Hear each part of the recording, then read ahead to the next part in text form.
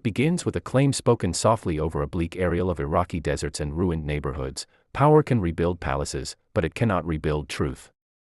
Iraq under Saddam Hussein was a study in contradiction: oil wealth and empty hospitals, parades and whispered fears, monuments and mass graves.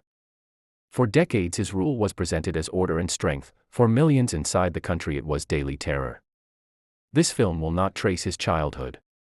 It will instead follow what matters for a nation: the policies, the wars, the deliberate violence, the attacks on communities and places of faith, and the final reckoning. After seizing full control in 1979, Saddam set Iraq on a militarized course. He invested in a huge security apparatus, intelligence services, special brigades, and a cult of personality that placed him at the center of every official photograph.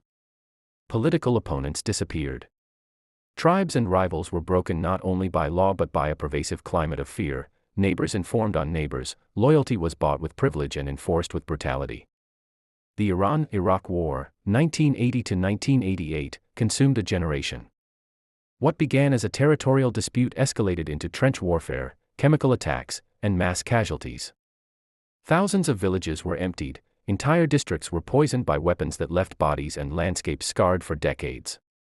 One of the most notorious cases was Halabja, where chemical agents killed and wounded thousands, an event which stands as clear evidence of the regime's willingness to use indiscriminate force against civilians. The war left Iraq economically crippled and politically volatile.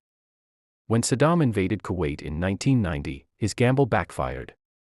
A swift multinational military response expelled Iraqi forces but also left a bitter legacy: economic sanctions, domestic unrest, and international isolation. The sanctions of the 1990s pushed the country into humanitarian crisis, hitting hospitals, children's health, and infrastructure hard, while the regime protected its elite and military assets. The paradox was stark: as the state proclaimed resistance, ordinary Iraqis grew poorer and sicker. In the wake of Desert Storm, uprisings erupted in the south and north of Iraq. People who had been oppressed for years saw a moment of possibility and took to the streets: Shia communities in the south, Kurds in the north. The regime's response to these uprisings was ruthless. Security forces moved with overwhelming force to crush dissent: tanks, helicopter gunships, mass arrests, and public executions. Cities that had once been centers of faith and pilgrimage were turned into battlefields. Karbala, one of the holiest cities for Shia Muslims, became a symbol of that repression.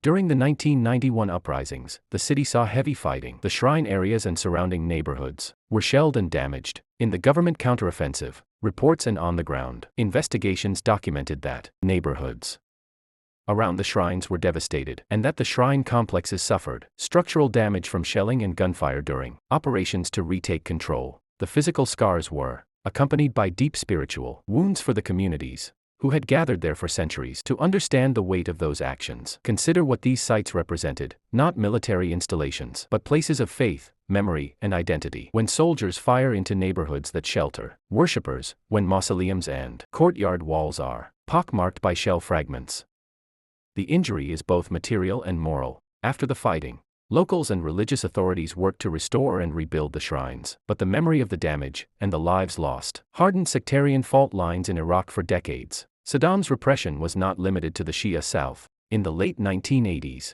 the regime carried out the Anfal campaign against Kurdish populations in the north, a campaign involving mass displacement, village destruction, and chemical attacks in places such as Halabja. The scale and intensity of these assaults reflected a strategy to eliminate perceived challenges by any means. As international reports later documented, these acts contributed to accusations of crimes against humanity and genocide. While the regime committed these abuses at home, Saddam also pursued a foreign policy of aggression that brought catastrophic costs: the long Iran-Iraq War, the invasion of Kuwait, and the regional instability that followed. Each conflict further hollowed out the country's economy, decimated infrastructure, and deepened sectarian and ethnic mistrust. The ordinary citizen paid in bread, in water, in medicine, while the elite invested in monuments and security. The international response to Saddam's regime was inconsistent. During the Iran-Iraq War, many states supplied him with weapons and intelligence. Later, after Kuwait, global consensus turned against him and sanctions were imposed. Sanctions, intended to pressure the regime, had devastating humanitarian consequences for millions of Iraqis, especially children, leading many observers and rights groups to decry the policy's human cost. Meanwhile, Saddam remained the face of defiance, maintaining tight control through repression and propaganda.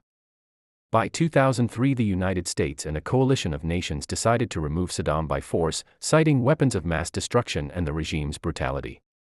The invasion toppled the central government within weeks.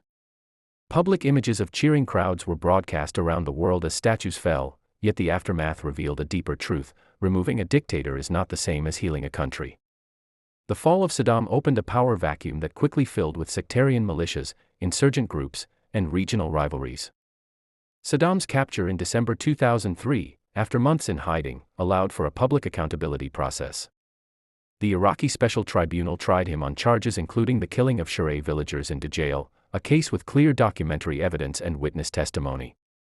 International observers debated the fairness of the trial. The legal process was marred by controversy, but it also placed on record many of the regime's crimes.